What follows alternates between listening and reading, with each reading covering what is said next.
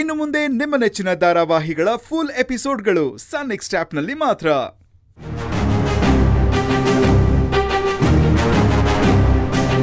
ನೋಡಮ್ಮ ತುಳಸಿ, ಜಡ್ಜ್ ಒಮ್ಮೆ ಕೇಳಿದ್ರು ಪೊಲೀಸ್ನವರೇ ಹೆದರಿಸಿ ಬೆದರಿಸಿ ನನ್ನ ಹತ್ರ ಸ್ಟೇಟ್ಮೆಂಟ್ ಬರೆಸ್ಕೊಂಡ್ರು. ಈ ಕೊಲೆಗೂ ನನಗೂ ಯಾವುದೇ ಸಂಬಂಧ ಇಲ್ಲ, ಅವನಿನ್ನೂ ಬದುಕೇ ಇದ್ದಾನೆ, ಹುಡುಕೊಡ್ರಿ ಅಂತ ಕಂಪ್ಲೇಂಟ್ ಕೊಟ್ರು ಪೊಲೀಸ್ನವರು ಸರಿಯಾಗಿ ಹುಡುಕ್ಲಾರ್ದೆ ನಮ್ಮೇಲೆ ಆಪಾದನೆ ಹೊರಿಸ್ತಾ ಇದ್ದಾರೆ.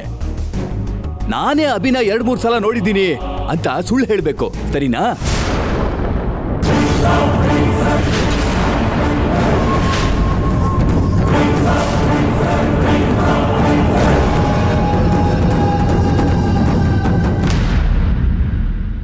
ಶಿವರಾಜ್ ಅವರೇ, ಟೈಮ್ ಆಯ್ತು, ಕರ್ಕೊಂಬನ್ನಿಮ್ಮ.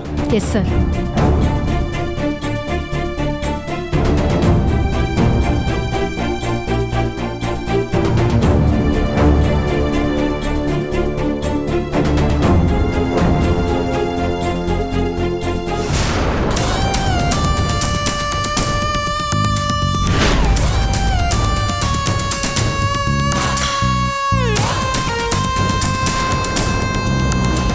ಈಶ್ವರಿ ಅವರೇ, ನಮ್ ಲಾಯರ್ ಅಪ್ಪ ಬಂದವನೋ ಇಲ್ವೋ? ಅವ್ರು ಆಲ್ರೆಡಿ ಬಂದಿದ್ದಾರೆ ಸರ್ವಮಂಗಳ. ನಾನು ಫೋನ್ ಮಾಡಿ ಕೇಳಿದೆ. ಓ, ಗುಡ್ ಮಾರ್ನಿಂಗ್ ಮೇಡಮ್. ಹಾಂ, ಗುಡ್ ಮಾರ್ನಿಂಗ್. ನೋಡಿ ಸರ್, ಯಾವುದೇ ಕಾರಣಕ್ಕೂ ಆ ತುಳಸಿ ಈ ಕೇಸಿಂದ ಆಚೆ ಬರಬಾರ್ದು. ಹಾಗೆ ನೋಡ್ಕೊಳ್ಳಿ. ಬರಲ್ಲ ಬಿಡಿ ಮೇಡಮ್, ಈ ಕೇಸು ನಮ್ಮ ಕಡೆ ತುಂಬ ಸ್ಟ್ರಾಂಗ್ ಆಗಿದೆ.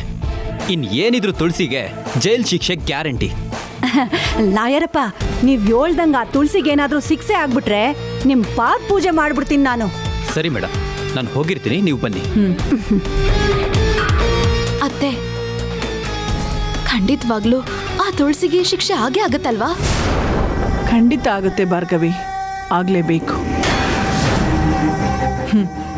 ಸ್ವಲ್ಪ ವರ್ಷಗಳ ಹಿಂದೆ ಇದೇ ಕೋರ್ಟಲ್ಲೇ ಅವಳು ನನ್ನ ಅಳಿಯನ ವಿರುದ್ಧ ಸಾಕ್ಷಿ ಹೇಳಿ ನನ್ನ ನೆಮ್ಮದಿನ ಹಾಳು ಮಾಡಿದ್ಲು. ಇವತ್ತಿದೇ ಕೋರ್ಟಲ್ಲೇ ನಾನು ಅವಳ ನೆಮ್ಮದಿನ ಹಾಳು ಮಾಡ್ತೀನಿ. ಕೋರ್ಟ್ ಅವಳಿಗೆ ಶಿಕ್ಷೆ ಕೊಡುತ್ತೋ ಇಲ್ವೋ ಗೊತ್ತಿಲ್ಲ, ಆದರೆ ನಾನಂತೂ ಅವಳಿಗೆ ಶಿಕ್ಷೆ ಕೊಟ್ಟೇ ಕೊಡ್ತೀನಿ. ನೀವ್ ಅನ್ಕೊಂಡಿದ್ದೀರಾ ಅನ್ಮ್ಯಾಕೆ ಅದಾಗೆ ಆಗತ್ತೆ ಬುಡಿ. ಆ ಹಾಳ ತುಳಸಿ ಬಾಳ್ ಹಾಳಾದ್ರೇನೆ ನನ್ನ ಜೀವನಕ್ಕೊಂದು ಅರ್ಥ ಸಿಗೋದು. ಸರಿ, ಬನ್ನಿ ಒಳಗಡೆ ಹೋಗೋಣ. ಬಾ.